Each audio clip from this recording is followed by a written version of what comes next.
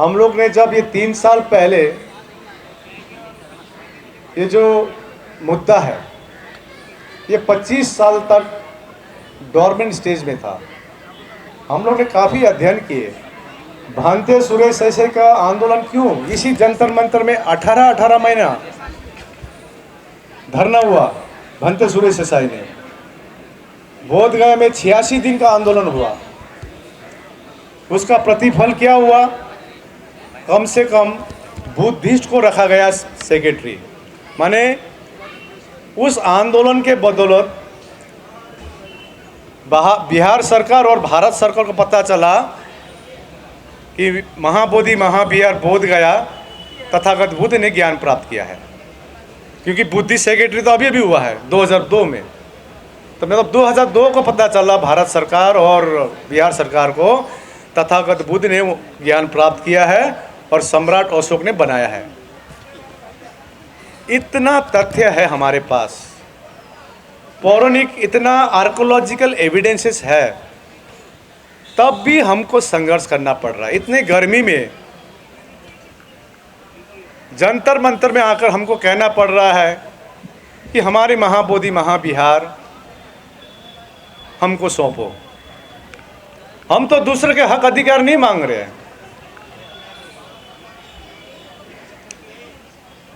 दूसरों के हक अधिकार छीनना नहीं चाह रहे हैं। हम चाह रहे हैं कि जो बीटी एक्ट 1949 है, जो बौद्धों का ऊपर अन्यायपूर्ण कानून है, इसको निरस्त किया जाए। और वैसे भी संविधान में आर्टिकल 13 क्लियरली लिखता है उसमें कि कोई भी कानून 26 जनवरी 1950 के पूर्व कानून शून्य होती है। तभी भी ये कानून चली आ रही है। और बौद्धों की सबसे पवित्र तीर्थ स्थल होली प्लेस सिर्फ नहीं है, होलीएस्ट प्लेस है, होलीएस्ट प्लेस है। इसमें भी सिर्फ 4 ही बौद्ध है 9 मेंबर में। तो हमने सोचा नहीं, आखिरकार हम बौद्ध कभी भी हिंसा के बात नहीं करते हैं।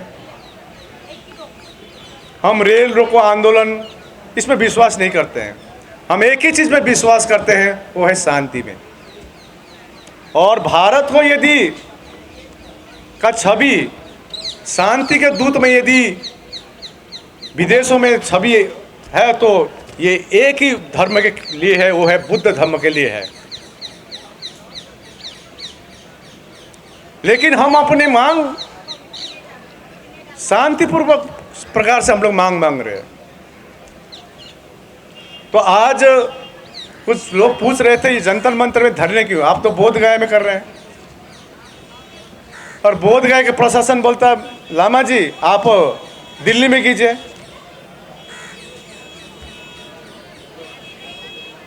यह धरना करना कोई शौक नहीं है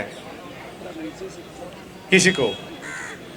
यह धरना जंतर मंतर में हम लोग कर रहे हैं, इसका मेन उद्देश्य क्या है कि हम बौद्ध इतना डेस्परेट हो गए हैं, अब खुद को शरीर में आग लगाना खाली बाकी है, आत्मदाह करना खाली बाकी है हम लोग को। और हम कहना चाहते हैं इस प्रांगण से महाबोधि महाविहार के लिए हम जान देने को तैयार हैं, ये जनाना चाहते हैं केंद्र सरकार को। ये पीड़ा है। आज हम गर्मी में यहाँ पर सहते हुए बैठे हुए हैं। बोध गया में 45 डिग्री तक हमारे भिक्षुगण वहाँ पर डटे हुए हैं 165 दिनों से। ये पीड़ा है। ये सरकार से अनुरोध कर रहे हैं बारंबार। आज तो 165 दिन हो गया है। इस बार भारत के कोने कोने के बौद्ध इतना दृढ़ संकल्पित है, मैं अभी लद्दाख जाके आया हूँ, इतना दृढ़ संकल्पित है कि हम 165 दिन तो क्या 365 दिन के लिए भी तैयारी करके बैठे हुए हैं।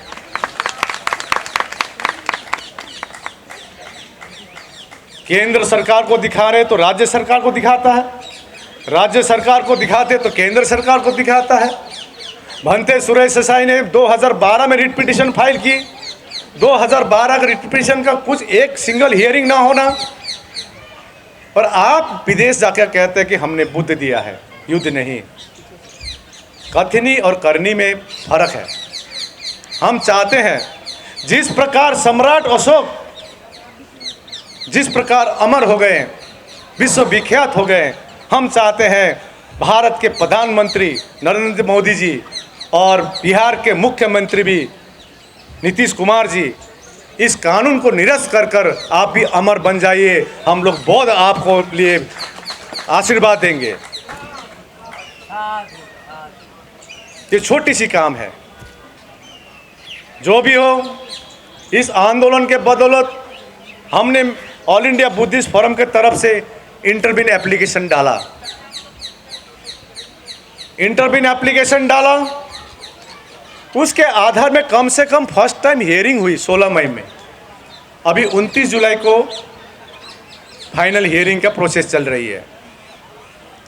हमारे कुछ साथी को कहा गया था कि आप रिट पिटीशन ना डालें, फिर रिट पिटीशन डालेंगे, फिर 10 साल 15 साल।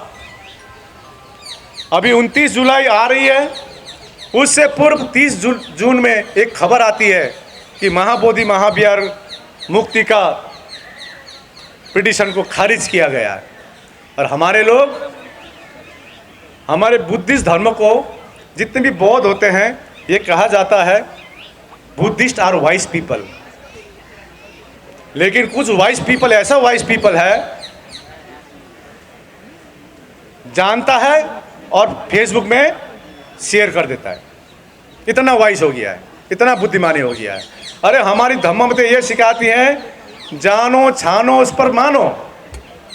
जानते हैं और मानते हैं, फेसबुक में लाइव कर देते हैं, छानता नहीं है।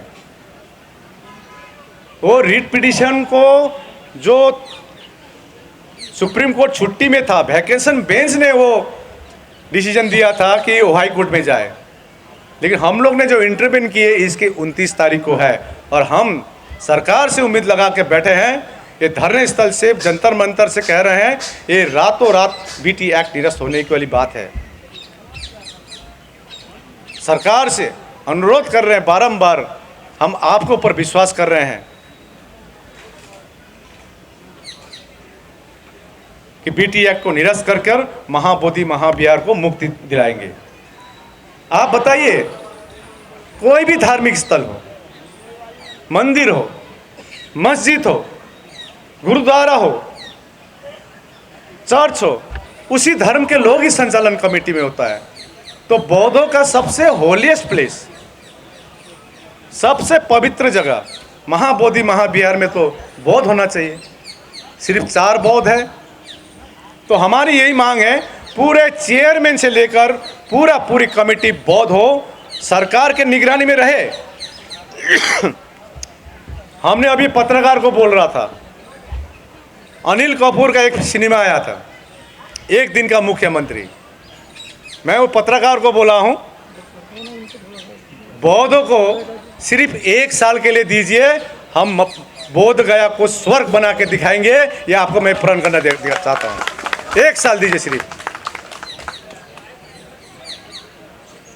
ठीक है, हम आपके सेंटिमेंट को रिस्पेक्ट करते हैं। आप बुद्ध को मानते हैं विष्णु का अवतार, लेकिन एक भी विष्णु का मंदिर में दिखा दीजिए बुद्ध का मूर्ति दिखा दीजिए। एक भी विष्णु का मंदिर में आप दिखा दीजिए, कोई भिक्षु या लामा लोग वहां पर कमेटी में है। आपका रिस्पेक्ट करते हैं, इसका मतलब ये नहीं है बौद्ध शांत है, शांत रहता है, इसका मतलब ये नहीं है कि हम लोग सहमति है। हम लोग महाबोधि महाविहार के लिए अपनी जान कुर्बान करने के लिए भी तैयार है। ये भीड़ आज जना रही है। मैं इस मंच से मैं इतना खुश हूं कि आज देश भर में आंदोलन हो रही है। पीड़ा जो बौद्धों की पीड़ा है, तो मैं कुछ संगठनों को कहना चाहता हूं, जिस आधार पर आप धरना में बैठे हैं, बीटी एक्ट 1949 निरस्त करने के लिए, महाबोधि मुक्ति के लिए, उसी आधार पर ही आप मीटिंग कीजिए, ना कि एक व्यक्ति पर लांछना लगाते हैं। कल पत्रकार पूछ रहा था, इसका एक एक वीडियो जवाब, वीडियो विद प्रूफ 29 जुलाई के बाद मिलेगा। हमको ना एमपी बनना है, ना एमएलए बनना है, ना कोई पॉलिटिकल पार्टी बनानी है, ना हीरो बननी है। हमको तो एक ही पीड़ा थी कि महाबोधि में क्यों हमारी बौद्ध नहीं है पूर्ण रूप से, इतनी अतिक्रमण क्यों है। लेकिन हम लोग अब शांतिपूर्वक से ही, मैंने हमेशा कहा है शांति ही क्रांति है। कल का मैं अभी एडवोकेट से पूछ रहा था, कल का परमिशन का क्या हुआ? बोले हो जाएगा हो जाएगा, हमको रिटर्न चाहिए, हमको हीरो नहीं बनना है। तो बोले 6 बजे खबर आएगी। कल आपको मैं आश्वस्त कराना चाहता हूँ, कल धरना कंटिन्यू है। यहाँ नहीं होगा कहीं और होगा, यहाँ नहीं देंगे तो कहीं ना कहीं बैठेंगे हम लोग, और इसका ऐलान आपको 6 बजे बाद कर दिया जाएगा कहाँ बैठेंगे।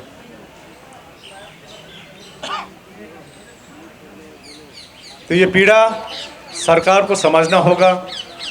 हम शांति के दूत हैं, शांति में विश्वास रखते हैं। हम इस देश को ऐसा देश बनाना चाहते हैं जिसमें बुद्ध की दर्शन हो, कोई चोरी ना हो, कोई डकैती ना हो, कोई असमानता ना हो। पुलिसकर्मी का जमावड़ा, आज मैं लद्दाख गया था। देखिए, लद्दाख एक बुद्धिस्ट राज्य है, आप उतरते ही पता चलता है क्या है। मैंने तो वहाँ पर एक पुलिस भी नहीं देखा। लद्दाख में चोरी नहीं होती है, जेल में लोग नहीं है। हम तो भारत को, हम लोग बौद्ध उस भारत को कल्पना कर रहे हैं जब सम्राट अशोक के समय के भारत हम लोग कल्पना कर रहे हैं,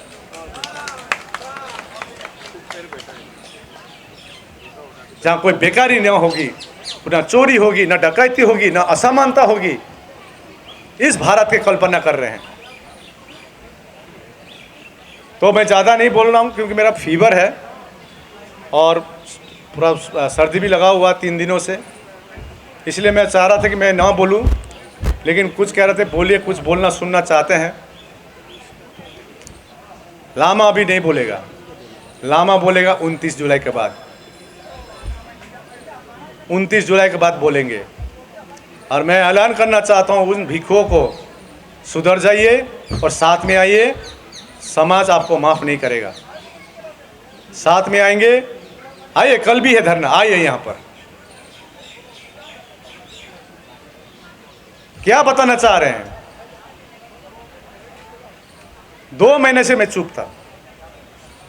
चुप का मतलब ये नहीं है कि मैं सहमत हूँ, पर ये लामा को इतना हिम्मत है, लद्दाख से लेकर कन्याकुमारी और गुजरात से लेकर अरुणाचल प्रदेश के बौद्धों को जगाने का काम हमने किया है। कम से कम बीटी एक्ट क्या है ये लोगों को मालूम नहीं थी। यही बड़ी चैलेंज थी हमको। आज घर घर में ये पहुंची है। किसी को नीचा दिखाकर अपने को ऊपर दिखाना ये हमारी मंशा ही नहीं है। साथ में आएंगे, साथ में लड़ेंगे और साथ में जीतेंगे। हिसाब लीजिए उसको, करोड़ करोड़ पैसा आता है बीटीएमसी में, उस पैसे का क्या हो रहा है इसका हिसाब लीजिए। हम तो हिसाब अपने 25 जन जो हमारी सेंट्रल कमेटी टीम को दे रहे हैं। 4 अप्रैल से अकाउंट फ्रीज है। किस प्रकार से ये आंदोलन चल रही है हमको मालूम है। और ये बोध गया से जो आए हुए हैं 40 लोग, उनसे पूछ लीजिए आप कैसे चल रही है। लामा ने कभी भी महाबोधि के नाम पर 1 पैसा भी कलेक्शन नहीं किया, न किसी से मांगा है। 12 फरवरी से पहले कहाँ थे ये सब? अरे आए हैं, बहुत अच्छी बात है। गगन मल्लिक आया अभी 1 जुलाई को, सबको स्वागत है। क्योंकि मैं शुरू से बोलता हूँ ये आंदोलन किसी एक व्यक्ति की नहीं है, ये आंदोलन किसी एक संगठन की नहीं है। जितनी हमारी उतनी आपकी है। 16 मई को इतना प्रशासनिक दबाव फेस करते हुए 16 मई को अंततः धरना को उठाया गया।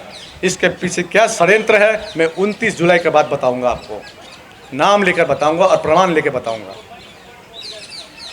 आज के भीड़ इतना प्रमाण करता है, इतना प्रमाण करता है आज का भीड़। हमारे अशोक एनवलप में लिखा है, क्या है? सत्य में, सत्य के जीत होगी। साथ में आइए, लड़ेंगे।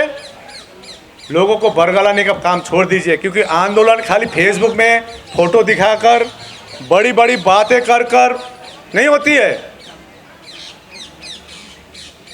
यदि अपनी हक अधिकार को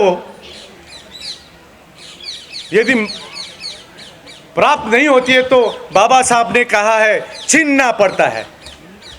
भाषण में तो छीनने का बात करता है। बाबा साहब ने छीनने का बात संवैधानिक प्रकार से छीनने का बात कर रहे हैं, शांति से छीनने का बात कर रहा है, संवैधानिक प्रकार से छीनने की बात कर रहे हैं, एकता से छीनने की बात कर रहे हैं। रेल रोको आंदोलन, सड़क जाम, भारत बंद, ऐसे ऐसे कुछ नहीं होगा। आज बहुत हमेशा सोचते हैं देश, नेशन फर्स्ट। हमने भी सोचा था 9 तारीख मई को, इतनी प्रशासनिक दबाव थी, आईपीएल बंद हो गई थी, इंडियन फ्लाइट्स बंद हो गए थे, ट्रेन बंद हो गए थे, तभी धरना चल रहा था 2 मुहान में। हमने उनको अनुरोध किया, हम छोटे से चलाना चाहेंगे, ये है हमारी मांग। प्रशासन ने माना आपका मांग सही है, लेकिन कुछ भंते आकर रात के 12 बजे आकर बाउंसर लेके आए और एक सीनियर भिक्षु को हाथ उठाए। वीडियो है हमारे पास, प्रज्ञाशील महातेरे के ऊपर। एक जूनियर मॉन्ग जो अभी भिक्षु भी नहीं हुआ है, श्रामनेर है। आप मेरे को बताइए, कोई भिक्षु को बाउंसर चाहिए क्या? चाहिए? हम चुप रहे और लोगों को बरगलाना शुरू किया कि लामा कितना करोड़ पैसे खा के भाग गया। समाज को सोचना पड़ेगा, ये आंदोलन किसने बंद किया या किससे बंद करवाया गया, सोचना पड़ेगा। यहाँ बुद्धिजीवी लोग बैठे हुए हैं, सब जानते हैं। हमारी जिससे लड़ाई है वो हमसे डायरेक्ट कुछ नहीं करते हैं, याद रखिएगा, कुछ नहीं करते डायरेक्ट। हमारे लोगों को काम पे लगाया जाता है। इसीलिए 1000 साल से गुलामी है। लेकिन आज के भीड़, विभिन्न राज्य से आए हुए जितने प्रतिनिधि ये जताते हैं, हम भारत को विश्व गुरु की तरफ ले जा रहे हैं और भारत को बुद्धमय बना के चलेंगे, बुद्धमय बना के रहेंगे। बुद्धमय का मतलब ये नहीं होता है जैसे आज एक मुसलमान भाई बैठा हुआ वहाँ पर आपको बुद्धिस्ट बनाएंगे, ये नहीं होता बुद्धमय। बुद्धमय का मतलब है बुद्ध का दर्शन में चलना, शांति, करुणा, मैत्री, मुदिता, भाईचारा, समानता, इसके विचार में चलना। और हमारी बहुजन समाज अब जाग चुके हैं। हम तो हिमालयन बुद्धिस्ट हैं। हमने तो एक ब्रिज का काम किया है। आज अभी हिमाचल प्रदेश में देखो कितने बड़े धरने हो रहे हैं, लद्दाख में, सिक्किम में, दार्जिलिंग में, अरुणाचल प्रदेश में। ये लामा ने तो कोशिश किया एक ब्रिज के रूप में काम करने का। आज भी हम लोग सरकार को उससे उम्मीद लगा कर बैठे हुए हैं। हमको एक भिक्षु कह रहा था, नीतीश कुमार आया था बोध गया में, आप रास्ते में धरने में क्यों नहीं बैठा? मैं चुप रहा। या कुछ भिक्षु लोग आए हैं, देखिए धरने से स्थल से आए हुए, सर हिला रहे हैं। 3 सालों से आंदोलन कर रहे हैं, 2 बड़ी रैली हुई, इतने सारे ज्ञापनें दी गई सरकार को। विवश होकर एक तो ग्रुप आया था मेरे पास, कह रहा था लामा जी महाबोधि के गेट में जाकर पूरा धक्का मारते हैं। हमारे लोग का भाषण तो बहुत बड़ा बड़ा होता है, खाली भाषण में प्रैक्टिकल नहीं होती है। खाली यूट्यूब और फेसबुक में बोलने से आंदोलन नहीं होती है। गेट में जाकर हमने उनको एक ही चीज़ कहा, देखिए संवैधानिक मांग है, हम लोग महाबोधि के सामने बैठ गए। बैठे ना? बैठे कि नहीं बैठे? बोले महाबोधि के सामने। आंदोलन एक व्यक्ति से भी हो सकता है, आप बैठिए ना। हाईवे में आंख में पट्टी लगाकर बैठ जाइए आप अकेला, ऐसे भी आंदोलन होता है। लेकिन हमको जब भी आंख बंद करते हैं, प्रताड़ित किया है, मैं इसको 29 तारीख के बाद जवाब मिलेगा, वो भी फुल प्रूफ के साथ। आंख बंद करता हूं तो एक महापुरुष का आंख मेरे सामने आती है, वो है बोधिसत्व भीमराव अंबेडकर। कितना प्रताड़ित हुआ था उनके समय में। आज तक भारत में इतना पढ़ा लिखा महापुरुष कोई जन्म नहीं है डॉक्टर भीमराव अंबेडकर की तरह। उनको प्रताड़ित होना पड़ा, और प्रताड़ित करने वाले कोई नहीं थे, हमारे समाज के लोग थे। इसलिए उन्होंने कहा हमको पढ़ा लिखे लोगों ने धोखा दिया। तो मैं आप सभी से अनुरोध करता हूं, संगठित रहिए, अफवाह में बिलीव ना करें, अपनी विवेक उपयोग करें। हम जितना भारतीय हैं उससे ज़्यादा भारतीय नहीं हो सकता है, क्योंकि हमारे बाबा साहब ने कहा है I am the first Indian and I will be the last Indian बोला है। आज भारत को हम इस मुकाम पर देखना चाहते हैं। यहाँ पर भारत में हिंदू, मुसलमान, सिख, ईसाई, बौद्ध, जैन सब मिलकर रहना होगा। हम तो एक ही मांग कर रहे हैं, हमारी सबसे पवित्र तीर्थ स्थल महाबोधि महाविहार, ये हम पूरी कमेटी में बौद्ध हो यही चाहते हैं। और इस मूवमेंट का सक्सेस क्या है, मैं देख रहा हूँ 3 सालों से कि एक भी नॉन बुद्धिस्ट संगठन ने विरोध नहीं किया है। ये सबसे बड़ी सफलता है। आज जंतर मंतर से प्रधानमंत्री जी यदि सुन रहे हैं, आपसे अनुरोध कर रहे हैं, बौद्ध पूरे भारत से बौद्ध आए हैं, हम न्यायपालिका में विश्वास करते हैं। इस बार जैसे आपका नाम है वैसा आप काम कर दीजिए और सम्राट अशोक की तरह अमर हो जाइए। बौद्ध आपका ऋणी रहेगा, नीतीश कुमार का ऋणी रहेगा, ये कहने आए हैं हम यहाँ पर। कोई ऐसा संगठन है आंदोलन करता का विधानसभा घेराव का, लेकिन घेराव करता आकाश लामा का। जंतर मंतर में धरना होती है। अब सोचिए ना, आप बिहार के गवर्नर आरिफ मोहम्मद खान, उनको इतना विवेक नहीं है। बुद्ध जयंती 12 मई में है और शिवलिंग का पूजा कर रहा हूं वहां पर। इतना तो विवेक होना चाहिए ना। इसका आप बोलिए, हम कीजिए ना शिवलिंग का पूजा, हम क्या मना कर रहे हैं, आप कीजिए। लेकिन बुद्ध जयंती के दिन में बुद्ध को पीठ दिखाकर तब भी हम बहुत चुपचाप रहेंगे। चुपचाप रहेंगे क्या, बताइए आप।